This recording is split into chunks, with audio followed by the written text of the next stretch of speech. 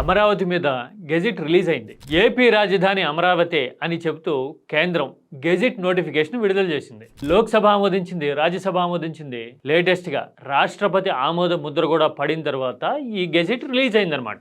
ఇక అమరావతి ఏపీ రాజధాని అంటూ సోషల్ మీడియాలో సీఎం చంద్రబాబు కూడా ఇదిగో ఇలా షేర్ చేసుకున్నారు. అయితే ఇక్కడ ఒక ఇంట్రెస్టింగ్ పాయింట్ ఉంది. అమరావతికి చట్టబద్ధత కల్పించాలి అంటూ 2014 నాటి విభజన బిల్లు మీద పార్లమెంట్ లో చర్చ జరుగుతున్న క్షణం నుంచే భవిష్యత్తులో మారుస్తారా అనే డిస్కషన్ ఆల్రెడీ జరుగుతా ఉంది కదా. అసెంబ్లీలో వీళ్ళు చేయగలేంది మళ్ళీ అదే అసెంబ్లీలో మళ్ళీ దాన్ని మార్పులు చేయలేరా? చంద్రబాబు చూడబోతేనేమో మార్చలేరు ఇంకా దాన్ని అని చెప్పడం కనపడతా ఉంది కదా. ఇలా ఎందుకు జరుగుతోంది? విభజన చట్టానికి ఒకసారి పార్లమెంట్ సవరణ చేసి గెజెట్ రిలీజ్ చేసింది అంటే మళ్ళీ ఇంకొకసారి అదే ప్రాసెస్ ని అనుసరించి సవరణ చేయొచ్చు అనే కదా అనిపిస్తుంది.